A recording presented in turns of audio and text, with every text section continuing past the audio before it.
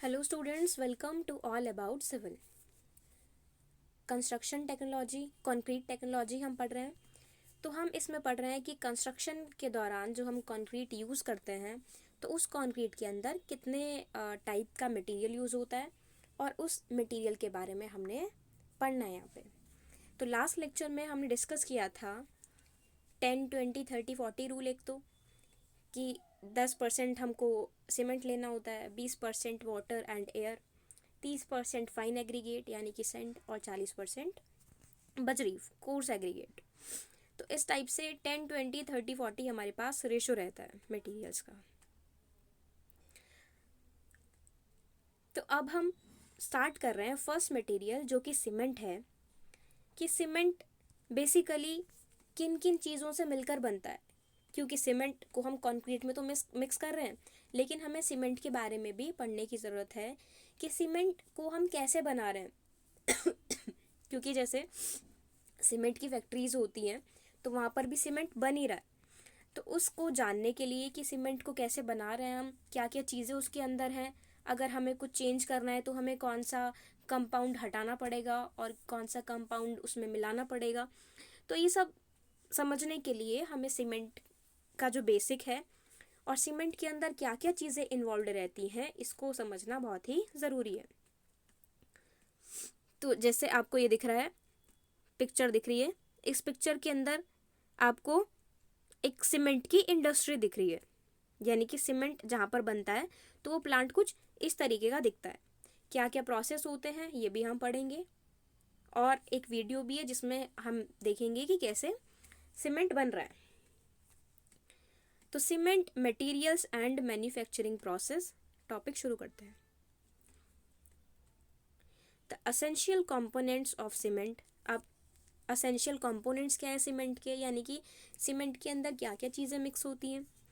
तो chemically cement is a mixture of calcium silicate and small amount of calcium aluminate that react with water and cause the cement to set. यानी कि अगर हम chemical composition देखें कि क्या क्या केमिकल्स या फिर क्या क्या चीज़ों से मिलकर सीमेंट बनता है, तो हमारे पास दो चीज़ें आती हैं, एक तो कैल्शियम सिलिकेट और दूसरा calcium aluminate.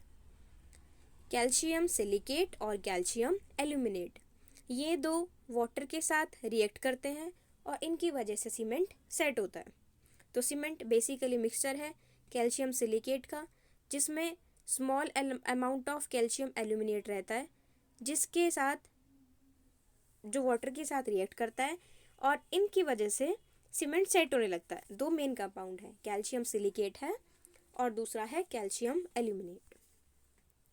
Calcium derives from limestone and clay, mudstone और shale as the source of the silica and alumina.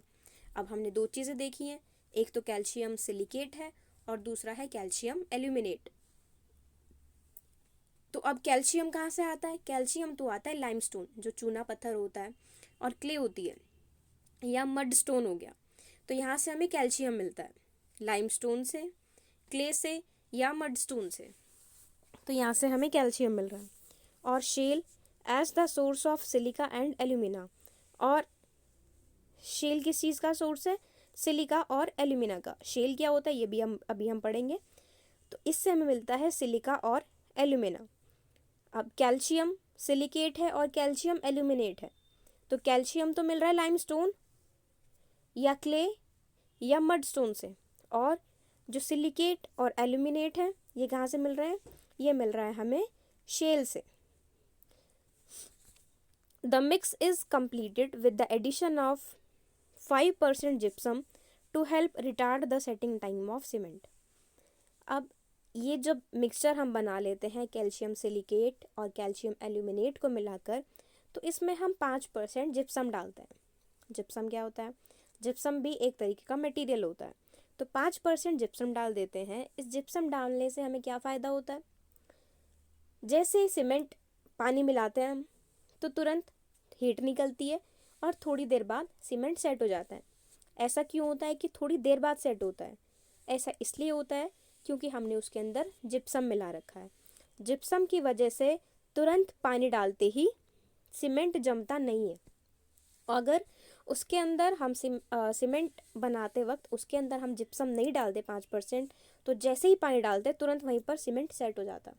यानी कि हमें इतना भी टाइम नहीं रहता कि मिक्स से उठाकर अगर हमें कॉलम कास्ट करना है या फिर बीम कास्ट करना है तो वहाँ से उठाकर हम साइड तक भी ले जाएं, कॉलम तक भी ले जाएं, इतना भी टाइम हमारे पास नहीं बचेगा।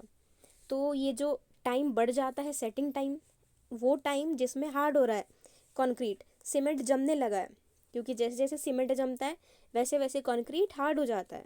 हार्ड होता है तो अपनी शेप को पूरी तरीके से ले लेता है और फिक्स हो जाता है, हार्ड हो जाता है, स्ट्रेंथ आ जाती है उसके अंदर। तो अगर जिप्सम नहीं होगा तो सीमेंट सेट नहीं होगा, और सीमेंट सेट नहीं होगा तो हार्ड नहीं होगा, और हार्ड नहीं होगा तो उसके अंदर स्ट्रेंथ, सामर्थ्य नहीं होगी। तो एसेंशियल कंपोनेंट्स क्या क्या हैं सीमेंट के? कैल्शियम सिलिकेट और कैल्शियम एल्यूमिनेट। अब कैल्शियम कहाँ से मिल रहा है? कैल्शियम मिल रहा है हमें लाइमस्टोन या क्ले या मडस्टोन से। और एल्यूमिनेट और सिलिकेट्स कहाँ से मिल रहे हैं? ये हमें मिल रहे हैं शेल से। और इनके साथ साथ हम 5% जिप्सम भी उसमें ऐड करते हैं, 5% जिप्सम भी हम उसमें मिला देते हैं, जिससे कि सीमेंट तुरंत सेट ना हो। रिटार्ड द सेटिंग टाइम, यानी कि सेटिंग टाइम होता है कि कितनी देर बाद कंक्रीट हार्ड हो रहा है, जमने लगा है। तो एक होता है इनिशियल सेटिंग टाइम, यानी कि जहाँ पर शुरुआत हो जाती है जमने की, और एक होता है फाइनल सेटिंग टाइम। फाइनल मतलब अब वो कम्प्लीटली सेट हो चुका है, अब पूरा हार्ड हो चुका है, तो उसको बोलते हैं फाइनल सेटिंग टाइम। तो सेटिंग टाइम को बढ़ाने के लिए, यानी कि सपोज अगर 5 मिनट था सेटिंग टाइम, तो हम उसको रिटार्ड कर रहे हैं। रिटार्ड करना मतलब सेटिंग टाइम को और ज़्यादा बढ़ाना। तो 5 से अब 10 मिनट हो गया है, तो हमने सेटिंग टाइम को बढ़ा दिया है, रिटार्ड कर दिया है। और ये किसकी वजह से होता है? जिप्सम। जिप्सम एक रिटार्डर होता है।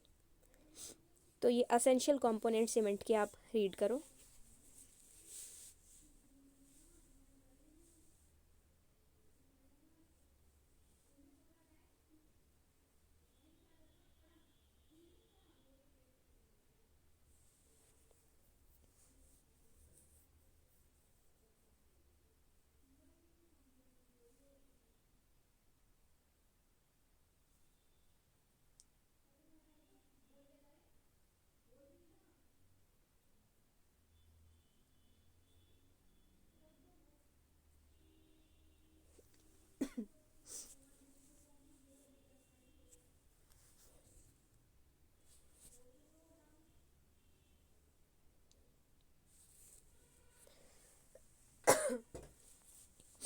ये आपने रीड कर लिया होगा, ये जो पॉइंट्स हैं कि क्या क्या सीमेंट के अंदर मिक्स होता है और क्या हम सेटिंग टाइम को बढ़ाने के लिए उसमें ऐड करना है। तो आगे बढ़ते हैं। Portland cement. Portland is the most widely produce cement. अब सीमेंट भी अलग अलग टाइप के होते हैं, ये भी हम पढ़ेंगे कि कौन कौन से टाइप के सीमेंट होते हैं और कौन से सीमेंट का क्या यूज़ है। क्योंकि जब हम साइट पे जाएंगे तो हमें अलग अलग सीमेंट के बारे में प्रॉपर नॉलेज होनी चाहिए कि कहाँ पर हमें कौन सा सीमेंट यूज़ करना है, और चेक कर पाएँ हम कि जो सीमेंट हमें मिला है वो सीमेंट वही सीमेंट है जो डिज़ाइनिंग में दिया गया है। ऐसे तो नहीं कोई और ग्रेड का सीमेंट है या कोई क्वालिटी ख़राब है। तो सीमेंट जानने के लिए हम जितने भी टाइप के सीमेंट्स होते हैं उनको भी पढ़ेंगे। तो सबसे पहला पोर्टलैंड सीमेंट। तो पोर्टलैंड सीमेंट एक ऐसा सीमेंट है जो कि बहुत ही ज़्यादा यूज़ होता है, हर जगह ज़्यादातर पोर्टलैंड सीमेंट को यूज़ करते हैं।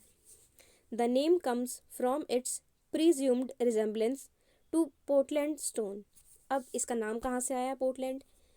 पोर्टलैंड सीमेंट नाम आया है पोर्टलैंड स्टोन से, क्योंकि पोर्टलैंड स्टोन से ये बनता है और देखने में पोर्टलैंड स्टोन जैसा ही लगता है, कलर वैसे ही है, तो पोर्टलैंड सीमेंट इसलिए हम उसको बोलते हैं।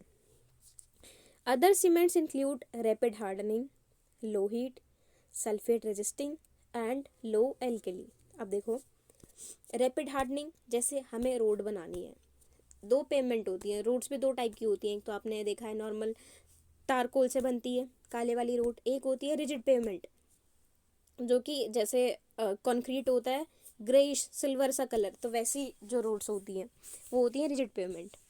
तो अगर हमें ऐसा कंस्ट्रक्शन करना है जहाँ पर हमारे पास टाइम कम है, हमें फटाफट, जैसे कोई हाईवे हो गया, अब हाईवे को हम ज़्यादा टाइम तक नहीं रोक सकते हैं, तो हमें क्या करना पड़ेगा, हमें ऐसा वहाँ पे मटेरियल यूज़ करना है जो कि फटाफट हार्ड हो जाए और टाइम हमारे पास जो हाईवे को रोकने का टाइम है वो कम लगे, फिर से हम वापस से ट्रैफिक को चालू कर सकें। तो ऐसे में हम क्या करते हैं, ऐसे में हम रैपिड हार्डनिंग सीमेंट को यूज़ करते हैं। रैपिड मतलब फास्ट, तेज़ी से हार्ड करने वाला। रैपिड हार्डनिंग सीमेंट ऐसा सीमेंट होता है जिसका सेटिंग टाइम बहुत ही कम होता है, यानी कि हमने मिक्स किया, तुरंत जहाँ पर हमें लगाना है हमें लगाया, तुरंत हार्ड हो गया, बहुत ही कम टाइम में, 10-15 मिनट में। तो अगर ऐसी ज़रूरत है तो हम रैपिड हार्डनिंग यूज़ करते हैं। कहीं पर ऐसा है जहाँ पर हमें हीट नहीं चाहिए, तो वहाँ पर हम लो हीट सीमेंट यूज़ करते हैं।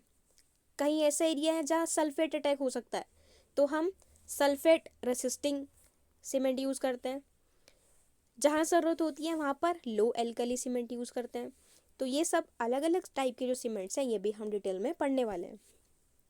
लेकिन इन सब में से सबसे ज़्यादा यूज़ होने वाला सीमेंट है Portland cement. Next, blended cements. Increasingly, cements are blended with cement substitutes such as pulverized fuel ash, also known as fly ash. तो अब धीरे धीरे क्या हो रहा है, सीमेंट्स के अंदर हम काफ़ी चीज़ें मिक्स करने लगे हैं, यानी कि जो बेसिक स्टोन लाइमस्टोन वगैरह होते हैं उनको हटा के कुछ और चीज़ें हम यूज़ करने लगे हैं। जैसे कि सीमेंट का सब्स्टिट्यूट है एक फ्लाई ऐश, फ्लाई ऐश या फिर ground granulated blast furnace slag, यानी कि जैसे कुछ छोटे पत्थर होते हैं भट्टी से जो निकलते हैं, वो सब जो वहाँ का वेस्ट है, मतलब ऐसे पत्थर जो वहाँ का वेस्ट है, तो वो भी उनको भी पीस के हम एज अ सीमेंट यूज़ कर सकते हैं। The blends aim at reducing the overall environmental impact of using 100% cement. अब मेन कारण क्या है इसका यूज़ करने का, क्योंकि अगर हम बहुत ज़्यादा लाइमस्टोन, जो भी लाइमस्टोन की खदानें हैं, तो वहाँ से अगर हम लाइमस्टोन बहुत ज़्यादा निकाल रहे हैं, फिर साथ में शेल जहाँ से हमें सिलिकेट और एल्यूमिनेट मिल रहा है, उसको हम बहुत ही ज़्यादा यूज़ कर रहे हैं, यानी कि हमने चट्टान ही खाली कर दी वहाँ से सीमेंट बना बना के। तो उन सब चीज़ों को रोकने के लिए, एनवायरमेंटल फ्रेंडली काम करने के लिए हम ये करते हैं कि हम ऐसी चीज़ को यूज़ कर लेते हैं जो कि सीमेंट की जैसी स्ट्रेंथ दे और सीमेंट का काम कर ले, जैसे कि फ्लाई ऐश हो गया। तो ऐसे सीमेंट जिनमें मिक्स चीज़ें होती हैं, ब्लेंडेड होती हैं, तो उनको हम बोलते हैं ब्लेंडेड सीमेंट्स। तो आप ये दोनों पोर्टलैंड सीमेंट और ब्लेंडेड सीमेंट्स रीड करो।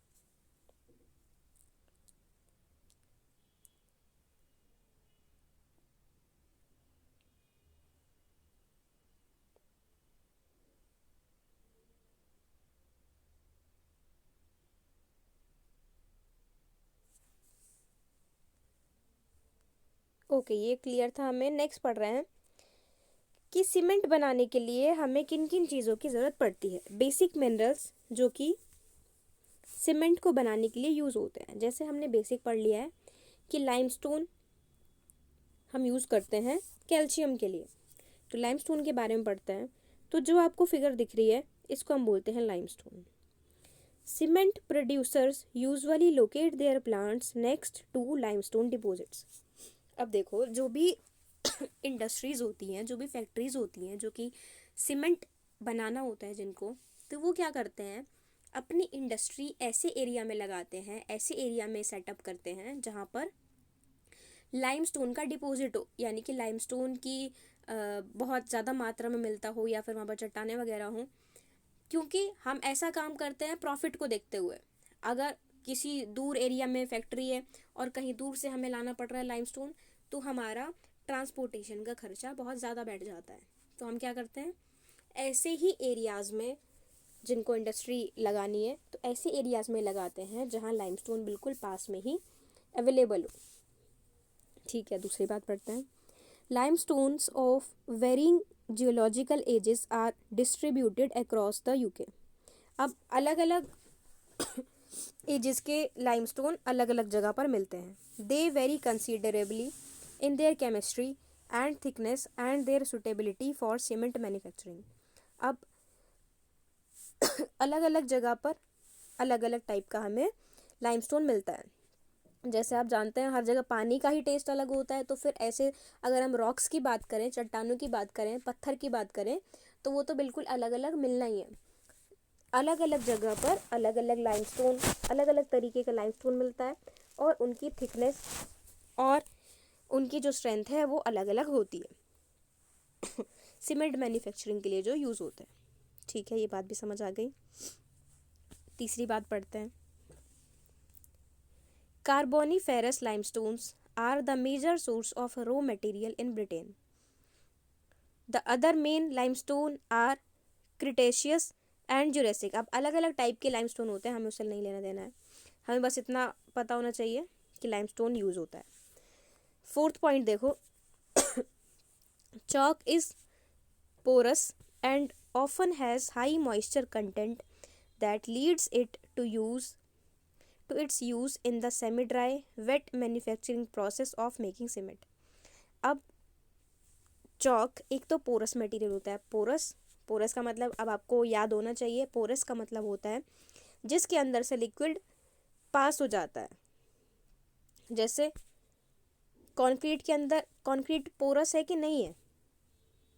कंक्रीट पोरस होता तो पानी ऊपर से नीचे पास हो जाता, जैसे मिट्टी में पास हो जाता है। जैसे बारिश के बाद ग्राउंड भर गया, अगर घास है तो ग्राउंड भर गया, लेकिन वो धीरे धीरे मिट्टी सोख लेती है सारा पानी और पानी नीचे चला जाता है।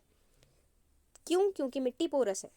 लेकिन अगर हम एक स्लैब डाल देते हैं कंक्रीट का, तो पानी उसके ऊपर, उसके अंदर नहीं जा पाता, उससे पास नहीं हो पाता है एब्जॉर्ब होता है वो अलग बात है, लेकिन पास नहीं हो पाता। तो जो चीज़ों से पास हो रहा है उसको हम बोलते हैं पोरस। तो चॉक अगर हम बात कर रहे हैं तो चॉक पोरस होती है, यानी कि पानी ऊपर से नीचे उसमें ट्रांसफ़र हो सकता है, और उसके अंदर बहुत ज़्यादा मॉइस्चर कंटेंट हमें देखने के लिए मिलता है, यानी कि नमी बहुत ही ज़्यादा मात्रा में हमें देखने के लिए मिलती है चॉक के अंदर। अब इसका क्या यूज़ है? अब अगर हमारे पास चॉक है तो हम उसको ऐसे एरिया में यूज़ कर सकते हैं जो कि सेमी ड्राई है या वेट है, यानी कि बिल्कुल सूखे एरियाज़ नहीं, सेमी ड्राई, यानी कि मौसम के अकॉर्डिंग वहाँ चेंज होता रहता है, कभी ड्राई है तो वेट है। और ऐसे एरियाज़ जो वेट एरियाज है, यानी कि बारिश रहती है। ड्राई एरियाज़ का मतलब राजस्थान वगैरह, ठीक है। सेमी ड्राई या फिर वेट एरियाज़ में हम, सेमी ड्राई या सेमी वेट एरियाज़ में हम इनको यूज़ करते हैं, यानी कि आधे टाइम मौसम ड्राई रहता है, आधे टाइम मौसम वेट रहता है, तो वहाँ पर हम चॉक का यूज़ करते हैं।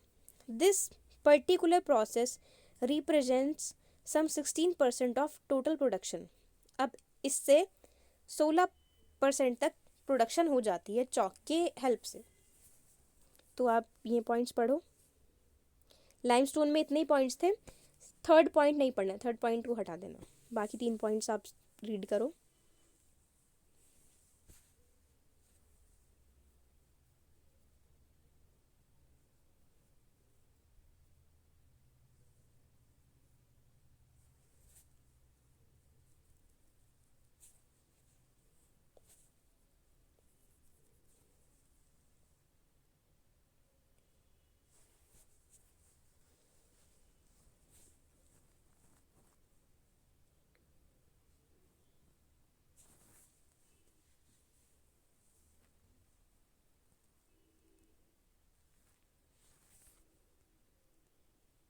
ओके, नेक्स्ट देखते हैं। नेक्स्ट है हमारे पास शेल। अब ये जो आपको डायग्राम दिख रहा है, इस डायग्राम में आपको लेयर लेयर दिख रही हैं। एक परत है, उसके ऊपर दूसरी परत है, फिर तीसरी परत है, चौथी परत है, ऐसे परत के ऊपर परत लगी हैं, लेयर्स हैं। तो इस टाइप के स्टोन को हम बोलते हैं shale. Shale is a pure sedimentary rock made of very fine silt, clay and quartz. अब आपको रॉक 3 टाइप की होती है, ये आपको पता ही है। रॉक कौन कौन से 3 टाइप की होती हैं ये आप कमेंट बॉक्स में बता देना, फिर हम नेक्स्ट लेक्चर में डिस्कस करेंगे। तो उन 3 में से ये रॉक सेडिमेंट्री रॉक है, तो शेल सेडिमेंट्री रॉक होती है, और ये बहुत जो फाइन सिल्ट होती है, क्ले और क्वार्ट्ज, इनसे मिलकर बना है। Shale falls in the category of mudstones. Shale अब कौन सी कैटेगरी में आती है? मड स्टोन की कैटेगरी में आती है। It's grain size is less than 1/256 mm, मतलब इसका ग्रेन साइज 1/256 mm से भी कम होता है। Shale is distinguished from other mudstones because it is fissile and laminated. अब देखो ये अलग क्यों है, क्योंकि इसमें लेयर्स हैं, अलग अलग लेयर्स बनी हैं। Well into the 20th century the words shale and the slate could be interchangeable. ये फालतू बात है, नहीं पढ़ना है। तो इसके अंदर लेयर्स बनी होती है। Clays, mudstones and shales are widely distributed in the UK. They occur in formations that may be several hundred meters thick. तो ये कई कई मीटर थिक भी हो सकती हैं। बस इतना ही पढ़ना है यहाँ से, हमें नहीं पढ़ना है कि कौन सा जियोलॉजिकल सर्वे था। तो शेल, इतना आप समझो कि शेल जब अभी आप पढ़ो तो आपके दिमाग में आ जाए कि परत परत जो होता है सेडिमेंट्री रॉक होती है। रॉक के जितने टाइप हैं याद करना, अगर याद हो तो, नहीं तो नेक्स्ट लेक्चर में मैं आपको रॉक के बारे में बताऊंगी कि कितने टाइप की रॉक होती हैं। उसके बाद इस टाइप का जो पत्थर है उसको हम शेल बोलते हैं, और इस शेल में साइज़ बहुत ही छोटा होता है और लेयर्स बनी होती है। तो शेल को आप रीड करो यहाँ से।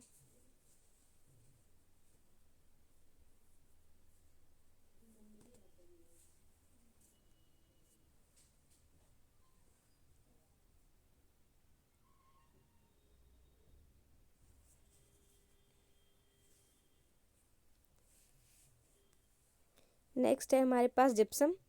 तो जिप्सम काफ़ी बड़ा टॉपिक हो जाएगा, ये हम डिटेल में डिस्कस करेंगे नेक्स्ट लेक्चर में। तो यहाँ से हमने आज क्या क्या डिस्कस किया, देखो cement material and manufacturing process में हमने डिस्कस किया है कि क्या क्या कंपोनेंट्स होते हैं सीमेंट के अंदर। बेसिकली कैल्शियम सिलिकेट और कैल्शियम एल्यूमिनेट होता है। फिर कैल्शियम कहाँ से आता है? लाइमस्टोन और क्ले से आता है, और सिलिकेट और एल्यूमिनेट आते हैं शेल से। फिर इसके अंदर हम 5% जिप्सम भी डालते हैं क्योंकि हमें सेटिंग टाइम को बढ़ाना है, हार्ड होने का जो टाइम है उसको हमें बढ़ाना है। फिर पोर्टलैंड सीमेंट के बारे में पढ़ा है, और ब्लेंडेड सीमेंट के बारे में भी पढ़ा है। फिर बेसिक मटेरियल क्या क्या यूज़ होते हैं सीमेंट को बनाने के लिए, लाइमस्टोन हमने पढ़ा है, और लाइमस्टोन के बाद हमने शेल पढ़ा है। नेक्स्ट हम पढ़ेंगे जिप्सम और थोड़े और सब्स्टिट्यूट्स। फिर उसके बाद हम सीमेंट का जो मैन्युफैक्चरिंग प्रोसेस है ये यहाँ से रीड करेंगे। ओके, तो बाकी कंटिन्यू करते हैं नेक्स्ट लेक्चर में। Okay, thank you.